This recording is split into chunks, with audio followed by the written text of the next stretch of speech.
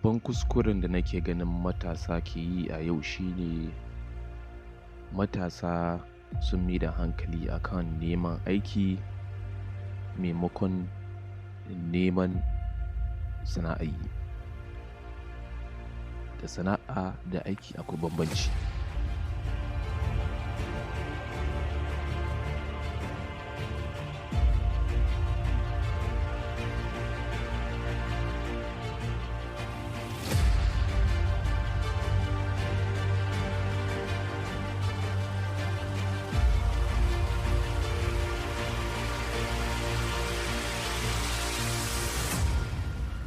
Babban kuskuren da nake ganin suke yi a yau shine daga shekara 15 ko mu ce 16 zuwa shekara 25 suke yi shine sukan je neman aiki maimakon neman sana'a ko mu ce koyon sana'a.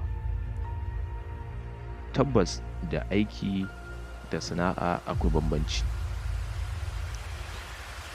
Shi aiki, idan kana aiki ƙarƙashin kamfani ne ko kana aiki tare da gwamnati ko kana aiki ƙarƙashin wani ɗan sana'a ko mu ce mai sana'a. A lokacin da kake aiki a wurin, neman iliminka zai zama limited kamar ba zai kai daidai wanda ke koyon sana'a ba. Ina da wani aboki, muna labari tare da shi ba zan manta ba tsakar dare, sai yake ce mini shi yanzu ya samu aiki. Na ce ina kake aiki? Sai ce mini yana aiki ne tare da su wurin National Identity Card, yana taya su aiki inda ake yin katin ɗan ƙasa. Yana taya su wani aikace-aikace da ƙarshen wata sai su ɗan bashi kuɗi. A wannan lokacin cikin dare ne muna chatting tare da shi, sai nake ce masa in baka shawara? Ya ce yana ji. Sai na ce ka ajiye wannan aikin ka je ka nemi sana'a ko ka je ka koyi sana'a ka ci gaba. Sai yake ce mini me yasa na ce haka? Sai na ce ga shekarun nan naka, Luce yana da shekara 20. Ga shekarun nan naka neman aiki kamar neman kuɗi ne. Neman aiki neman kuɗi ne. Idan har kana neman aiki ga wannan shekarun naka, har dai inda kake aiki, da ƙarshe babu abin da za ka koya, domin su inda kake ma aiki ana rana guda kaga an kore ka ko an sallame ka. Daga wannan lokacin duk abin da ka tara za ka yi ce cikin sati ɗaya da haise wata ɗaya ka ƙare shi ba tare da ka koyi komi ba, ka amfani da komi. Sannan ko da ka koya, a ina za ka yi amfani da wannan? Babu. Na ce amma idan ka je ka koyi sana'a zai ɗauka ka wata 2, wata 3, wata 6, in ya yawa wata 10. Bayan ka koya, wato sana'ar hannu, za ka iya amfani da wannan sana'ar ka bunƙasa ta, ka samu yara, ku ci gaba, ka sa jari a ciki, kafin ka sani ko da shekara za ta zagayo, shekara 2 za ta zagayo, ka zama mai gidan kanka, kai ma tare da yaranka da sauransu.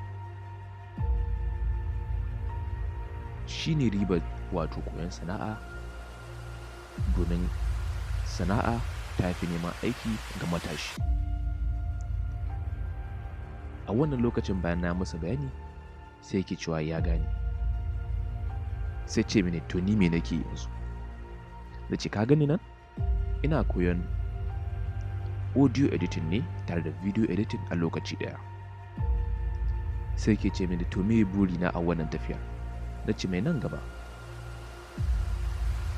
zan fara aiki ina creating content ina iya samun yara a koya musu, sai mu ma a fara kawo mana aiki ko muna yi muna ba mutane kansu. Kaga wannan sana'a ce ba mu iya korata a cikinta. Amma kaga kai fa ana iya koranka domin da an ƙare wannan project aikin ka ya ƙare. A wannan lokaci ya fahimce ni, ya ce to in taya shi tunani wacce sana'a ya kamata ya fara.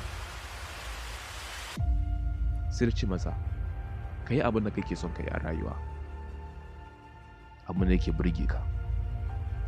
Sai ce mini shi yana son gyare-gyaren waya da sauransu. Na ce to ka je ka koya sana'ar gyaran waya. Idan ka koya nan da wata 3 wata 5 kai ma za ka fara gyara. Ya ce to ya gode. Ban hana ka neman aiki idan ka girma ba, ka kai shekara 30 ka fara aikin gwamnati ko makamancin haka nan ba. Amma babban bayani shine kada ka kai kanka inda za a ci da an kore ka amfanin ka ya ƙare. A duk inda kake a rayuwa, kada ka kuskura ka kai kanka inda za ka yi aiki kuma da an sallame ka amfanin ka ya ƙare a wurin. Ka je ka nemi sana'a ko ka kai kanka inda kake aiki wanda ko da ka bar wurin za ka iya ci gaba da aikinka. Kana gyaran waya ne, kana ɗinki ne, kana welda ne, kana aski ne, kana gyaran mota ne, a'a ko business ne ka tsara ka zauna ka yi plan nashi sannan ka ɗaga shi daga ƙasa ka girma da wannan business. A wannan lokacin ba mu iya koranka daga sana'ar nan, domin ka riga ka iya kuma naka ne, babu yadda za a yi da kai. Amma aiki tabbas ana iya koranka kuma ka dawo a karon